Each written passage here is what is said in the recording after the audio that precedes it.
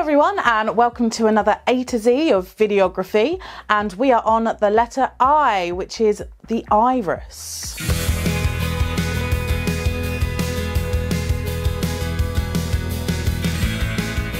Now, the iris is a part of the camera lens, which also works in a similar way as the human eye, the iris in the human eye, kind of, but it can open and close to allow certain amounts of light in. Now, the iris is related to the aperture, but they are slightly different to do with the camera lens and stuff like that. Now, getting these right, there is quite a lot of information that I've written down, so I am going to read it out because it's quite difficult to explain it without it's sounding the exact same, if that makes sense. So the difference: the iris is the adjustable opening that can restrict the amount of light that enters the camera. It's the shutters and springs that open and close within the camera lens.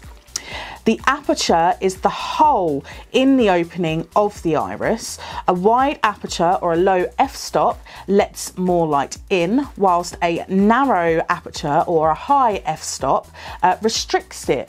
So that kind of makes sense. They are within the same compartments of the camera lens, but they do slightly different things.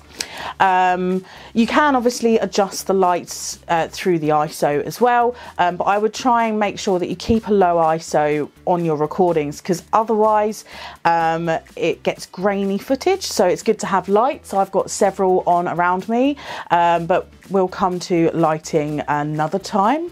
Can you guess what the letter L might be? And yeah, making sure that anyway, lighting's another thing. So obviously, like I said, I've got quite a lot of information on the iris, and I don't want to get it wrong as such, because I do mix up the two a little bit.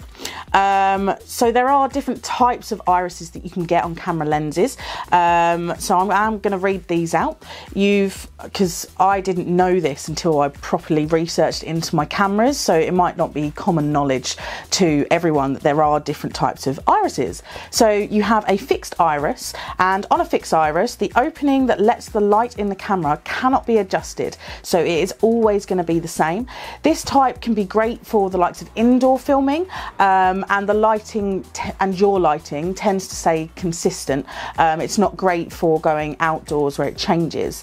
A manual iris, you can adjust the opening yourself to adapt the amount of light being let in or out. However, this adjustment is typically done during the setup of your camera and things like that, so it can be difficult to get to.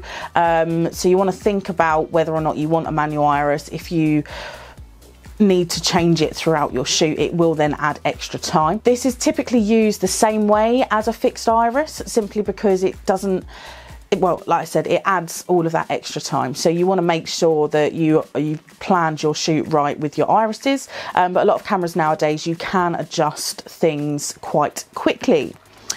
You've then got auto irises.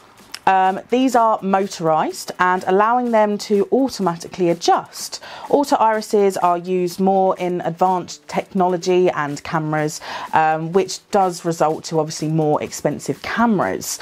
They are great when recording both in outdoor and indoor locations though, because you're automatically able to change the iris settings. So that is really good, basically, an auto iris. Then this one I hadn't heard of before, actually, a P iris. And the P stands for precise. This is because the iris uses both the ability to automatically adjust like an auto iris with controls on the camera to create improved video quality and of course the depth of field. So I mean, that's a lot to take in. Even I'm still learning a bit more about irises and different types of lenses and things like that. So if you want to know more or you want to learn with me, that's great. Get in contact and we can do some research together. And yeah, it's a lot of information to take in, and sorry I read this one from a sheet, but I thought I'd read from it rather than get it wrong, as it were, and make sure that my words make sense. Now I feel like I'm rambling. So yes, that's the end of this video, and I will see you on the next A to Z of videography.